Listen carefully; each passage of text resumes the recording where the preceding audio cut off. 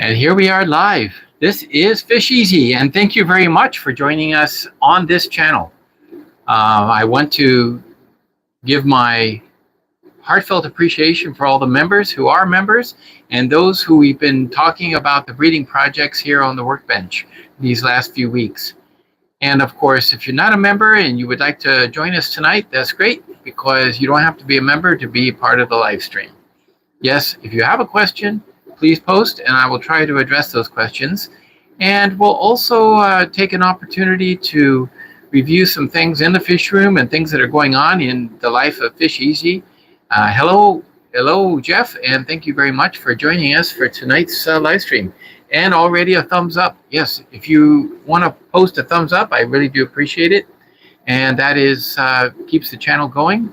And all the support I can get is always very much appreciated. So tonight we're going to talk about several things. Specifically, a new species has bred for me in this fish room. We're going to take a look at that, and also we're going to address a few little issues that have come up. And if this might be helpful to you, it's great. For one, you notice behind me the green water has turned yellow. So we're going to talk about that, why that is, and how that happens sometimes, and what you can do to avert that kind of disaster. It is a disaster in a sense, because I use the green water for feeding my Daphnia, and now if I don't have any green water, now what do I feed the Daphnia? Well, like in most cases, it is so important to have backups. And in this case, I do have some backups for green water. And that is, one is a friend or another location where I keep my fish. There's plenty of green water there. I can use that. I'm going to show you two tanks down below. And these were both set up at the same time. And you'll notice that these two tanks, one is very green and one is not. Now, they were set up about the same time. But for some reason, the Daphnia took off on the left one. And there is a lot of Daphnia. So I use this. Let's just take a look at how much Daphnia is in there. If you can get a good idea. Just having a tank with a little aeration and green water in handy, you can get some green, a lot of Daphnia. I'm just going to see if I can harvest some. And there we have it. That is a good amount of Daphnia. I can feed that to quite a few tanks, because my tanks have like a pair of apistogrammas in them, or they have some little bit amounts of not a lot of heavy populations of fish. I use this mostly for conditioning breeding fish. This one over here has just got a lot of green, and there's very little Daphnia growing for some reason. It's just taking longer to take off, I guess. But I'm going to capitalize on the fact that there is green water here, and I'm going to take out a bunch of green water. Then we're going to remove the Daphnia. I removed the Daphnia using this. This is a 16 micron net. You can buy these on Amazon. It's like a fine linen. Water goes right through it. Green water goes right through it. But any Daphnia, of course, can't make it through. And any other critters that might be in it. So I'm going to try to reseed that tank with pure Chlorella, or green water, as it's commonly referred to. And I'm going to just put it through a net. So all I need is 2 liters of the material. By the way, since you are on with me tonight, I'm going to give you a sneak peek of some brand new fish that we have in the fish room. This is my recent acquisition, and I'm really excited about them, but unfortunately, it's going to be a while before these fish are actually large enough to spawn. It's going to take some time to grow them up. If you're wondering what these are, they do not look at all like the parents. In other words, this is not their coloration. This is like a baby coloration. So if you have any guesses to what this is, if you can kind of wonder and suppose what these are, go ahead and shoot it out on the chat. And see if you can use your fish prowess to be able to come up with the answer. Now they're I've only been in here about a week, and as you can see, I'm trying to get the focus right. There we go. They are a shoaling species, as you can see, and they are quick, very quick. Ah, Mr. Z is here. Very nice. Are they panda barbs? Very good guess. They are not, but a very good guess. Not panda barbs. Those fish are very close to something like a panda barb. So they are the same genus, and that was a very good guess, but they are not pandas. We're going to have to wait for those to grow up a little bit to see any color whatsoever. If anybody else has a guess as to what they might be, there's a few of you online. If you think you know, I'm going to give you a big hint. They are of the genus Dickensia. So here is some other Dickensias that we have in the fish room. These are big enough to spawn. I think they're old enough now. And as you can see, they are, from what I could gather, I'm pretty sure these are Apsaras. They've got red in the dorsal. They've got no filaments on the top. They're just not sure at the moment how old these will have to be before they start really turning in their colors. But these are a nice fish. In fact, why not? I'll just show you how nice they are. They're shoaling fish, so they tend to school together and they stick together.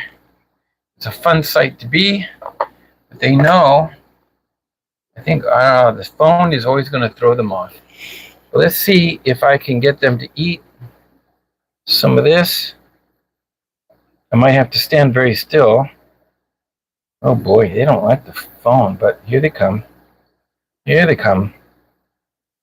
These are my mascara barbs. As you can see, they're very flighty, but they're not, once they get used to a certain feeding process, these guys are fun to feed. They just tear apart the little block of worms. Those are freeze-dried worms, by the way. And they will just attack, attack, attack. There is one denison barb in there with them. And that poor thing was a leftover. So you can see they're kissing my fingers. They're tasting me. They know there's food out and about. And those are my mascaras. But they're in this tank right there. There's a denison barb. It's smaller, and you see it there? It's got a ways to go. Also known as torpedo barbs. They're also now classified as Dickensia genus, but from the same rivers in India. The fish that I newly acquired are actually, could be, I think, a species that is very common also in the same rivers. I'm not sure yet. I have to do a little more research. But that's the Dickensia. So they're going to look torpedo-like, as you can see from their shape, very much like that. So that is the Dickensia barb, the genus. The Apsara is the species. Any more guesses? Nobody's got to guess? No pandas? Nope, they're not pandas, although pandas are very nice. I like the red pandas. I've seen red ones that are really super red, and they are superb. It's an awesome sight to see. But we're going to have these fish. These are Tambraparnii. Tambraparnii?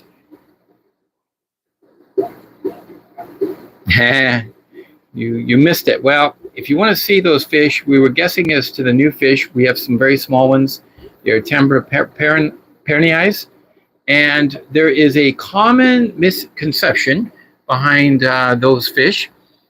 Most people don't realize that is the species name of the fish that we commonly see here in the aquarium world.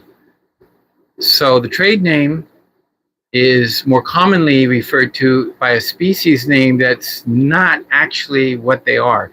So if you were to say, go to the store, you might see its signage on the tank saying Aurelius barbs, Aurelius.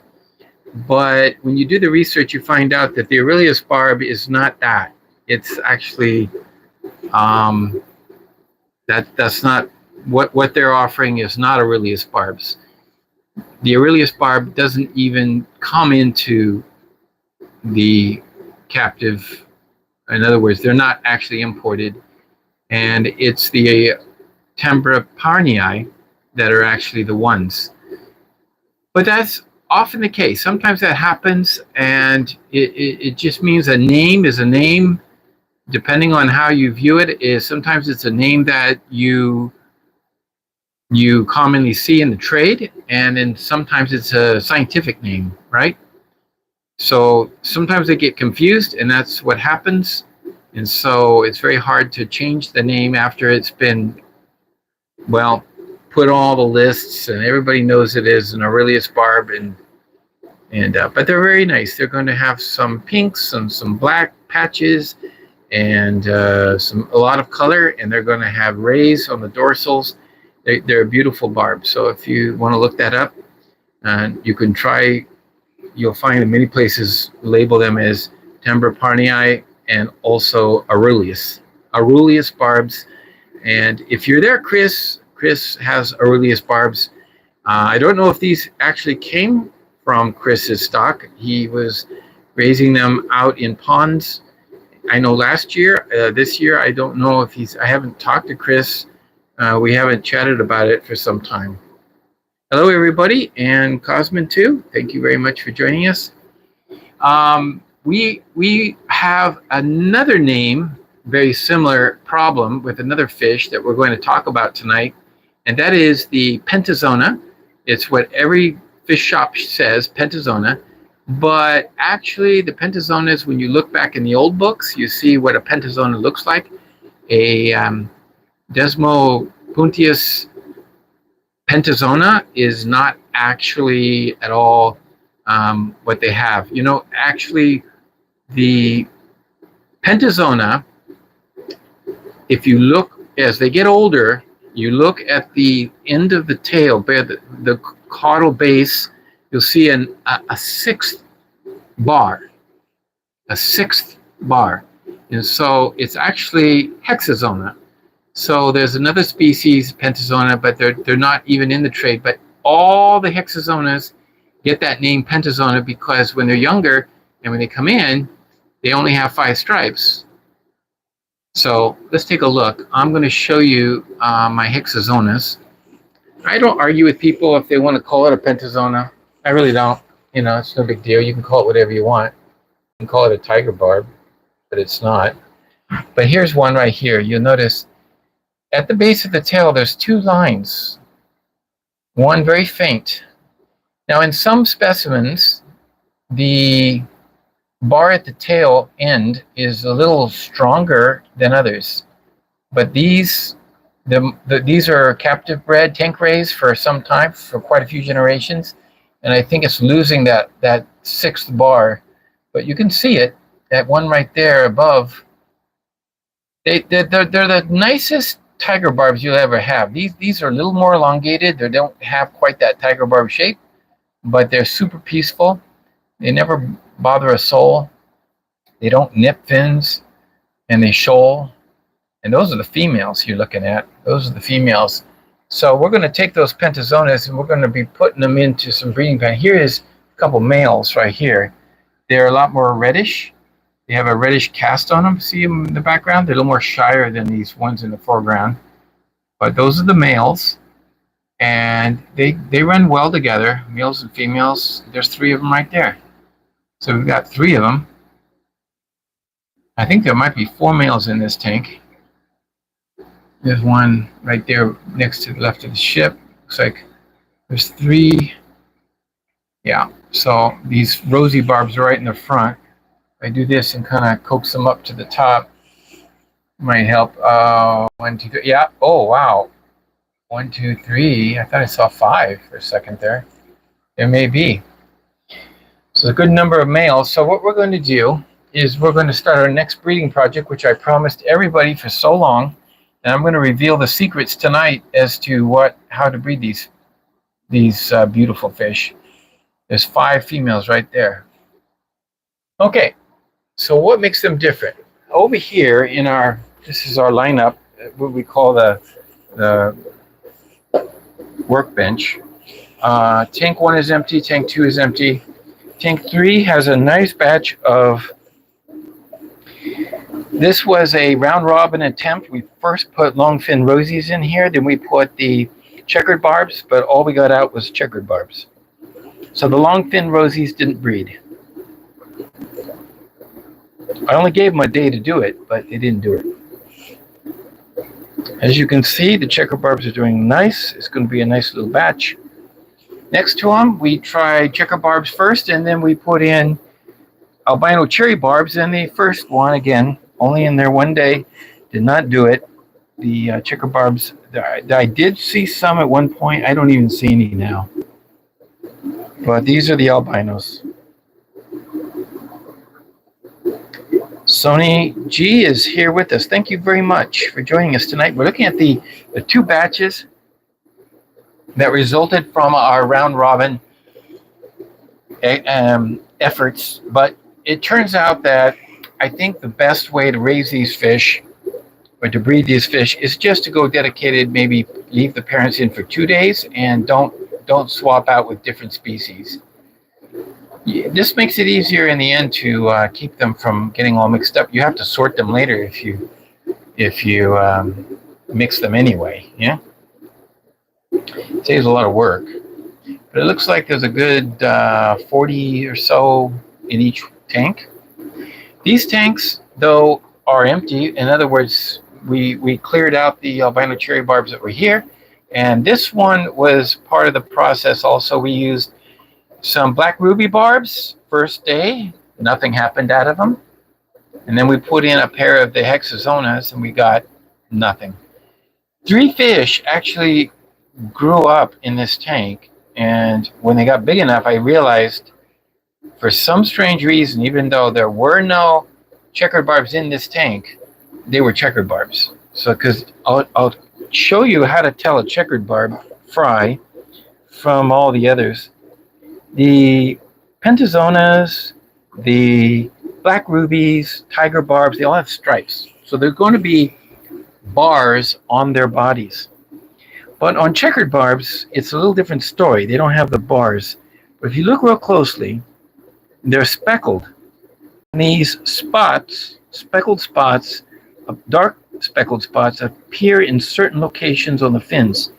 One at the base of the back of the dorsal, one at the caudal fin, I think the caudal pedula, and then there's one near just behind the gills, and there's one on the anal fin, and you'll see these different spots, and they're all the same. Each little fry has that spotted pattern to it, and so you know they are checkered barbs.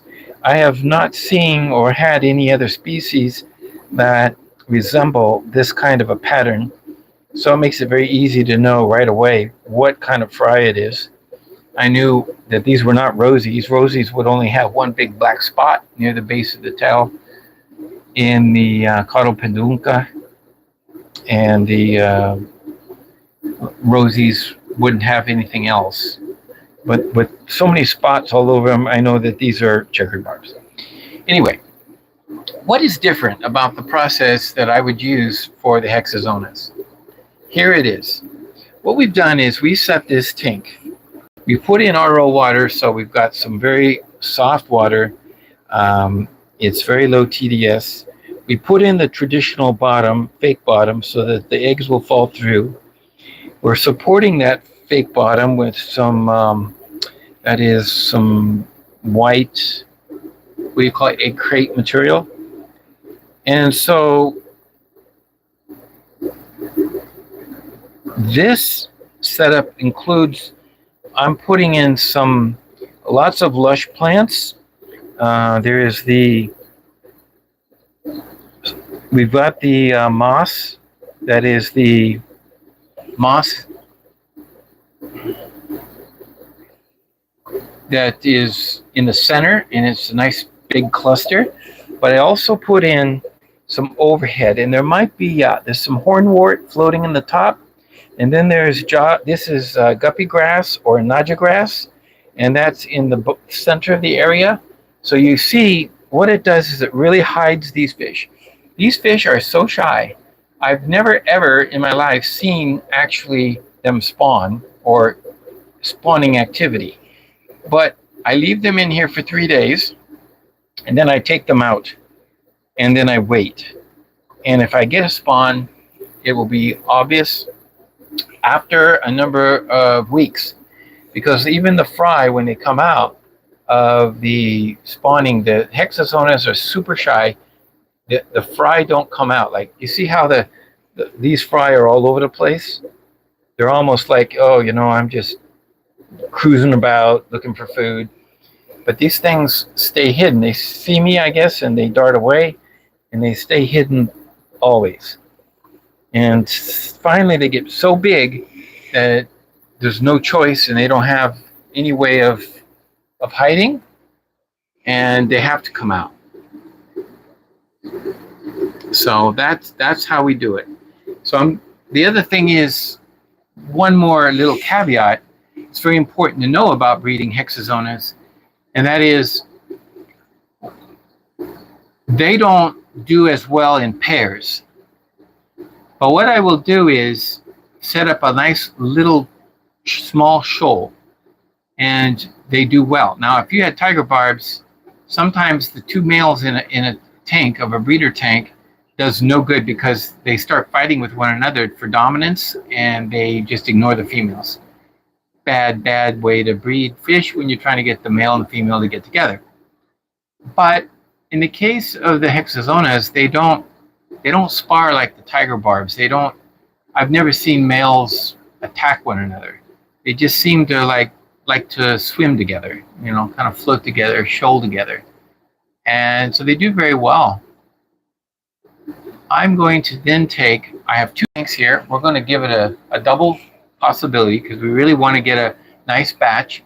This is for one of our customers who is a store, and they asked for these fish. So I said, well, I can produce these. So let's give it a try. We're going to put 3 females and 2 males. That's 5 fish total into 1 tank. So I counted how many females I have, and I have 5. So we'll put 3 females in one, 2 females in the other. As for the males, we'll put 2 males in each one. So there's 5 in 1 tank and 4 in the second tank. So 2 pair. And so with 2 males and 2 females, they'll feel secure. They'll be swimming together, and they'll be doing their thing. And that's how they'll get along, and hopefully they'll be breeding in during the time that they're together. So giving them 3 days is because the first day, I don't think these fish will breed instantly, just because the males have been separated. I've had the females in 1 tank and the males in the other, and conditioning them up, feeding them live foods and that kind of thing. They're ready to go. But I'm not going to assume that on the first day they'll be comfortable enough having to go through the process of being caught in the net, put into a new tank that they don't know anything about. I'm going to assume the first day, no activity. I'm going to say the next day, so we'll put them together tonight. We'll throw them in there tonight, and then tomorrow, okay, they're just getting used to their surroundings. Then the next day, the next morning, the lights will come on, and they might start spawning at that time. And then the third day, if they weren't spawning, they might spawn on the third day. And even if they spawned on the second and the third day each morning, that would be fine, because the first day, or even the 2 days prior to that, if there are any eggs, they might just start to hatch, and they're not going to be swimming at all. So they're not going to come up above the grating at the bottom, so they're not going to get eaten. So I feel that the spawn will be kept safe for 3 days, and then at the end of 3 days, so let's see, this is tonight, is Wednesday, so by Saturday night I can pull the pairs back out and put them back in their respective tanks. And by doing it that way, I'm going to then pretty much have a chance in 2 tanks side by side. If they do breed in both tanks, I will be able to combine them in the end as though they were one batch, because I know they're all going to be the same age. So that's how you do it. Those are the tricks. So I'm going to just give it a try, and let's check the pH right now. We've had issues with pH in our tap water. I don't know if many people realize this, that you have to be careful. You know, you can measure your pH. I'm using the Milwaukee MW802. Be careful thinking that the pH, the chlorine level of your tap water is always the same. It changes depending on the mood of the water provider, water municipality. They can up and add more chlorine, stronger chlorine, at any time they wish, and they don't have to warn you. So we've had some issues with that before. We noticed that all of a sudden our water was super chlorinated, and we hit a couple losses, and we started seeing the effects on the breeding of the fish after water changes. And that's when we realized the chlorine is stronger. So we add more safe, then we kind of like double or triple the amount we normally give. So we've been doing that this summer because they started upping the amount. Also the pH, they can add things to the pH, and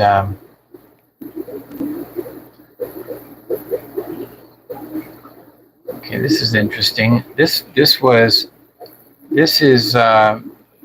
60 ppm, so it's low TDS water. 60, maybe 70 ppm, and the pH, I'm looking at the pH of this thing. I'm going to swish it around because it was in the catfish tank, and it was in a higher pH than expected. I'm not actually expecting this to be over 7. It should be 7.1. We'll give that a few minutes. It takes a few minutes sometimes for the device to settle out and give us a number that we can trust. So I'm looking for something that's under 7. So we want it to be slightly acidic.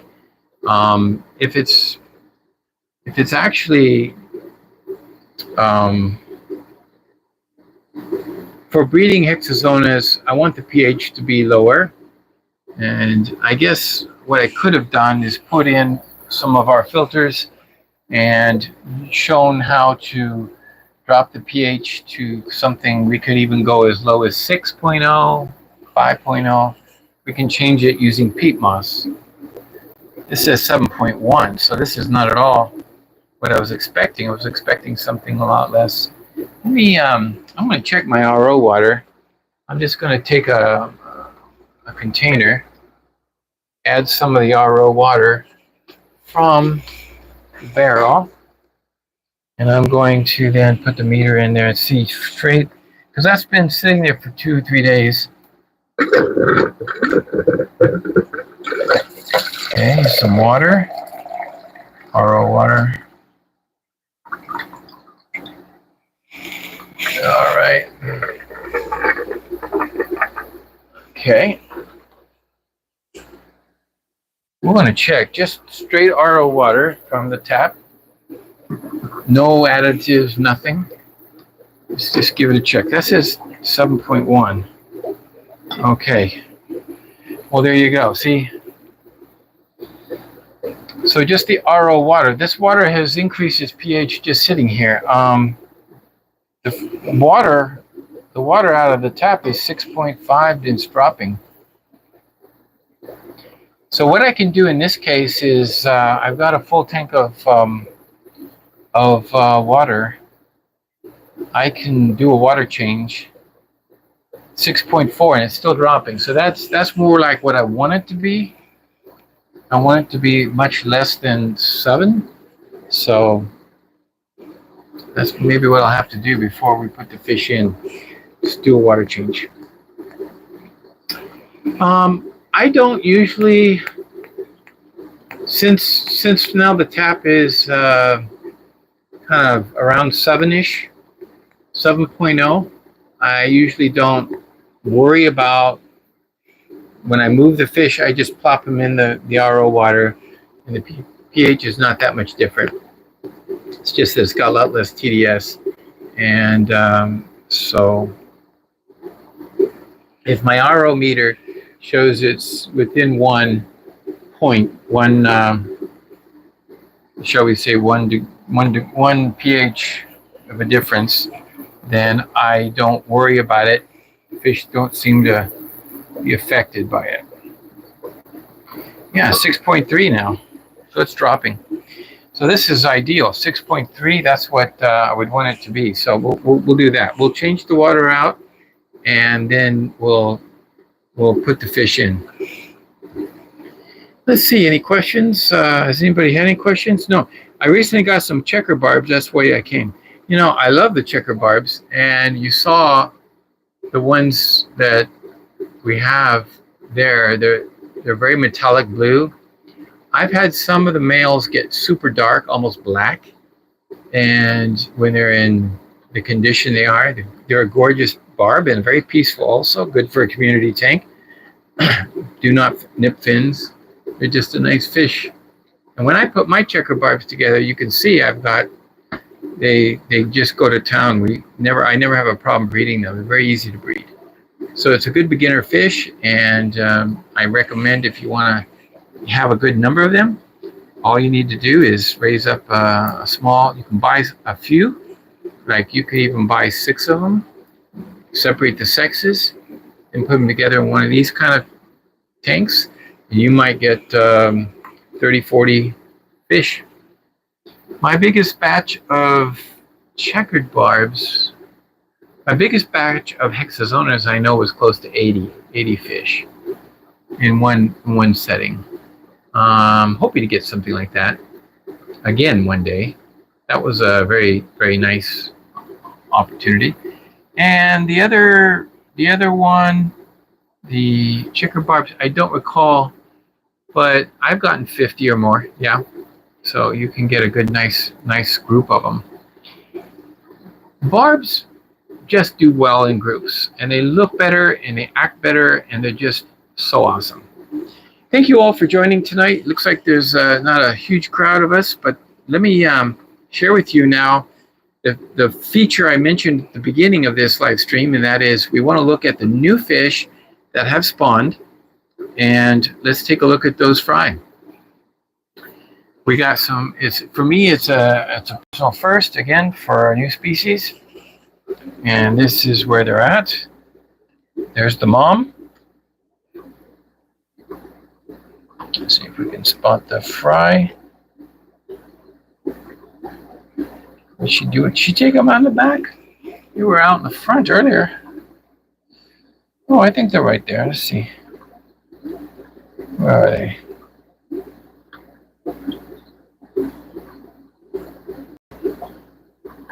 This is an opistogramma.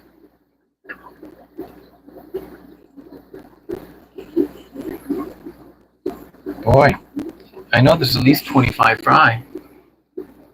She moved them all to the back. Seems like she did, huh?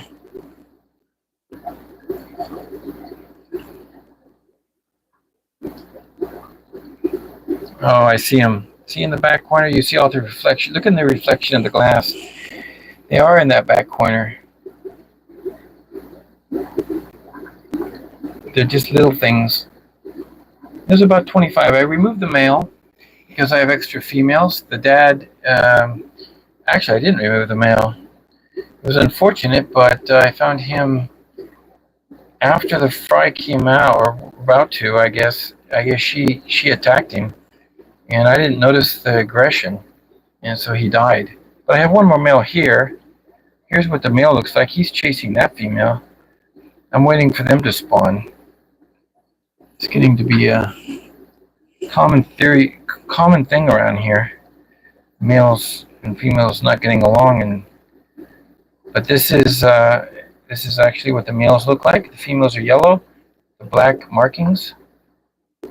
This male, he's, when you look at him at first, you look at the dorsal and the back and you think, oh, he's got some fungus going on there. Then I look very closely and I found out that's actually some coloration. It's like blue coloration in the top dorsal. It looks funny, but no, it's this color pattern. On the, can't quite get him in focus. But you can see he's a beautiful male. I think these are, the species of Pistogramma is known as Nisani. Nisani. N-I-J.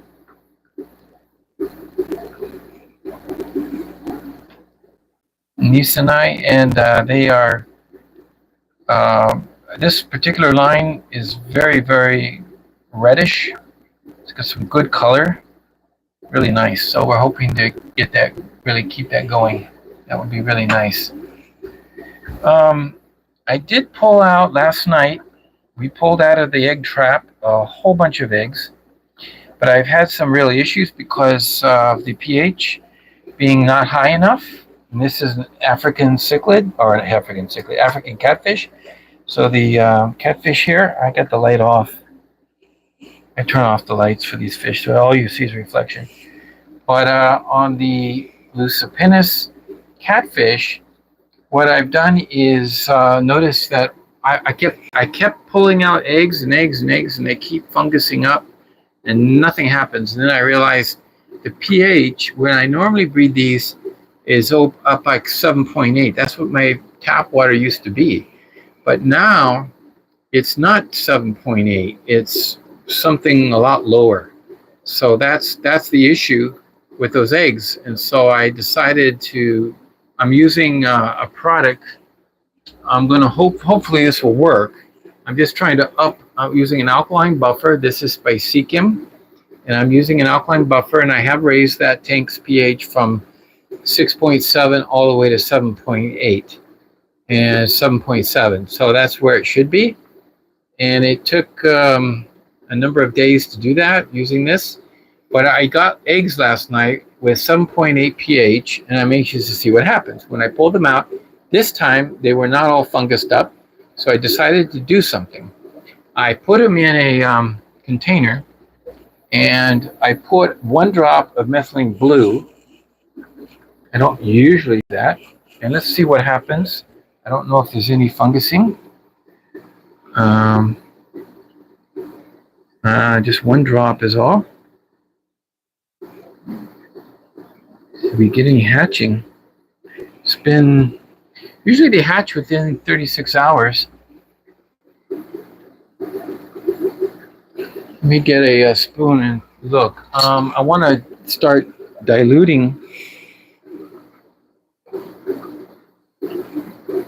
I don't see lots of fungus like I normally see. We just kind of give it a swirl.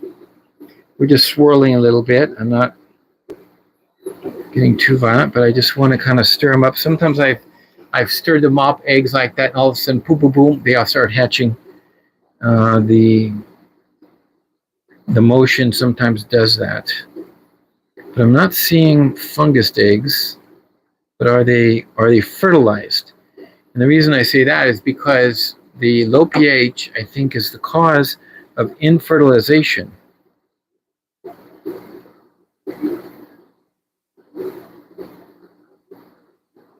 It would be helpful if I had my flashlight on, huh? All right, yes, I see a hatch. The eggs look good, though. I see a couple wigglers.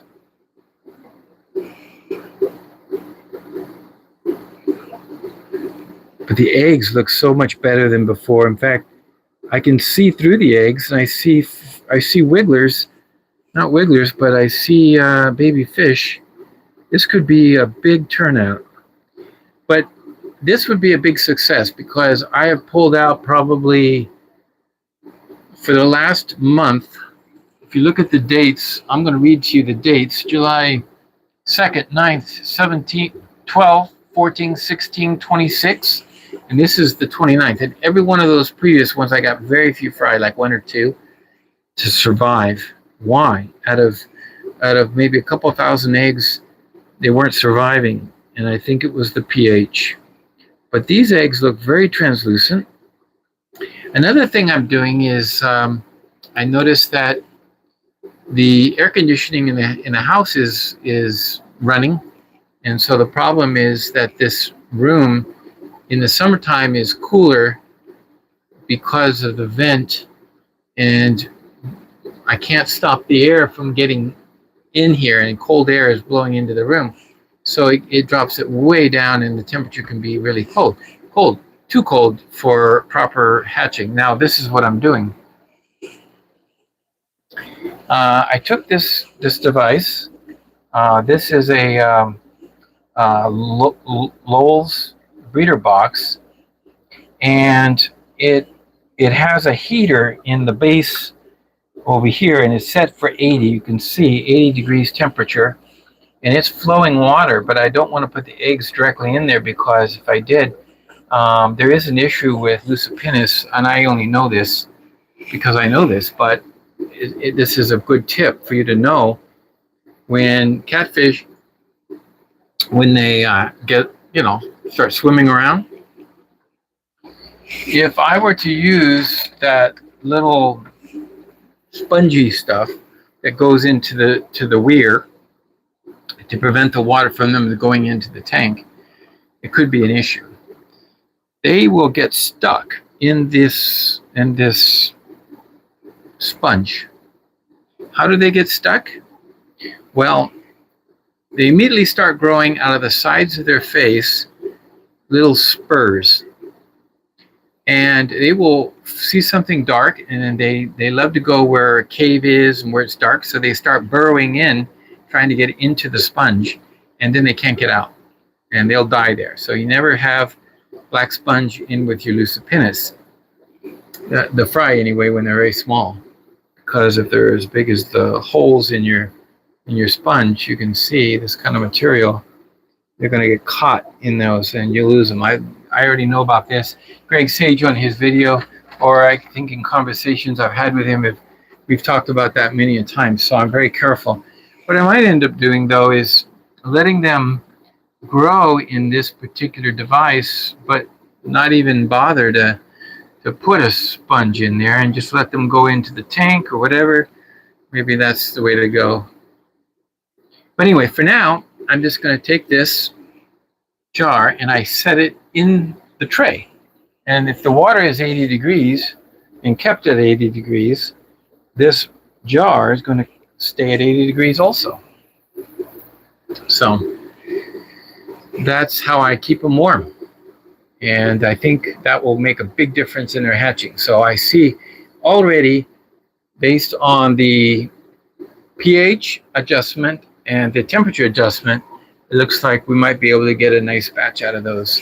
It would be nice if I had a good number. Right now I've got probably 30, 40 fry growing up, but I should have a few hundred really.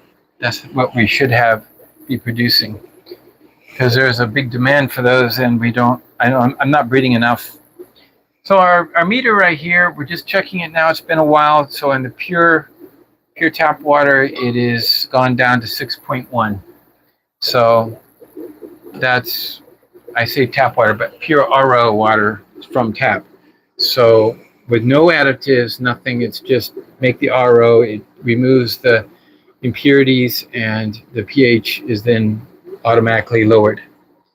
So I hope that was helpful tonight. We saw the new Nisonai, thank you very much, and the new additions of the Dickensia species.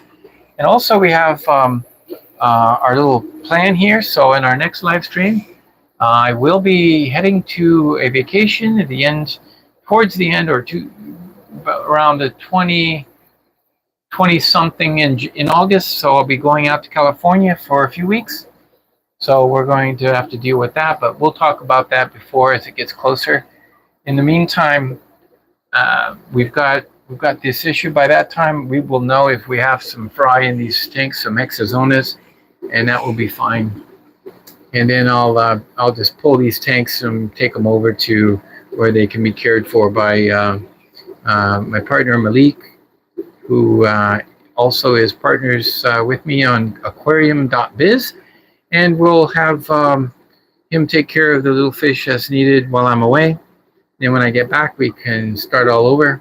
And that's it. So my battery's about to go, but it was a nice evening spent with you guys. It wasn't a lot of questions I see, but of course maybe I answered them all. And that's it for tonight. I think I've pretty much covered everything I wanted to talk about. I just want to point out something in closing, something really neat if you're into plecos. And this is the way I'm raising some plecos called honeycomb and citrus. See if I can get a good shot. I don't know. There's one right there.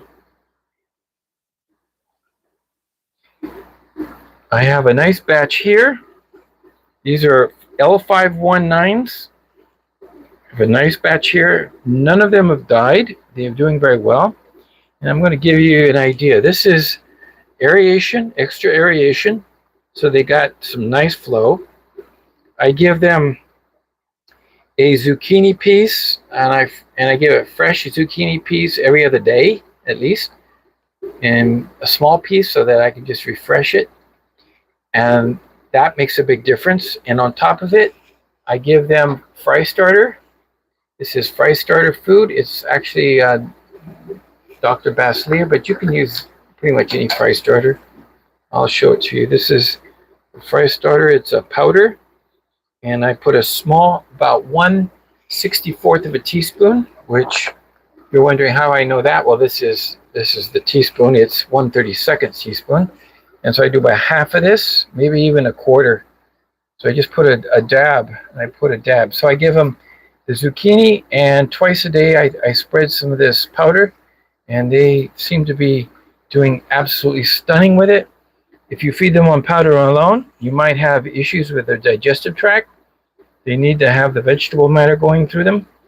And let me show you by looking underneath how many we have here. Under here, there's, as you can see, there's quite a few. Yep, 1, 2, 3, 4, 5, 6 underneath. 7, 8, 9, 10, 11, 12, 13, 14, 15.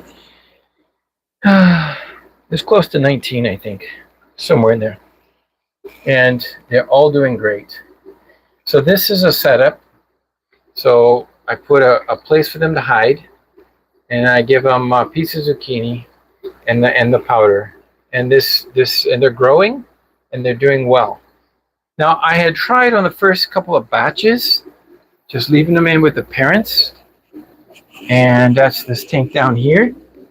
And they did okay for a while, and I had some 40 in here, and then suddenly there's a couple on the back. You see the back wall? So they had more than some of them escaped before I was able to take them out of.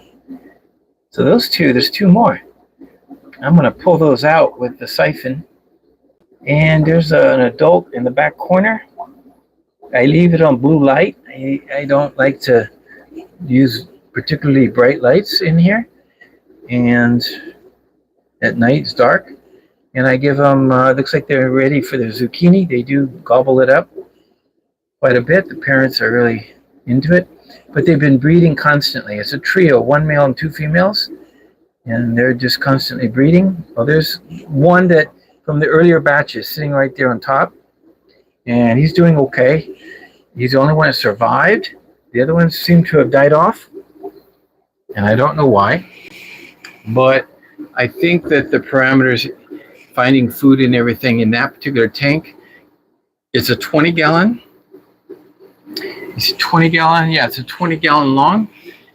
And it's okay because these fish are valuable, and so I don't mind dedicating the tank for them. I've got, as you saw, some couple white clouds in there, and they're just dither fish. Makes the plecos feel comfortable, and they breed. But those L1519s, they're called honeycomb and citrus, can be very beautiful. When I catch a glimpse of the parents and I get a white light on them instead of a blue light, you can see the beautiful pattern they have, and quite nice. Well, thank you all for joining me tonight. I don't see any more questions. It looks like everybody's had a good evening. Please give your thumbs up if possible, and spread the word. Share the word about the FishEZ fish room and learning all the tips and tricks for breeding fish and how I do it. And I will try to share more things with you. So thank you so much for joining tonight, and we will catch you on the next live stream, which will no doubt be in a week or so, long before I actually take off from vacation. And we will do that soon, okay? Thank you, and have a good night, and enjoy your fish this weekend. Enjoy them while you can. It's important because that's what it's all about, enjoying the fish. So keep it real.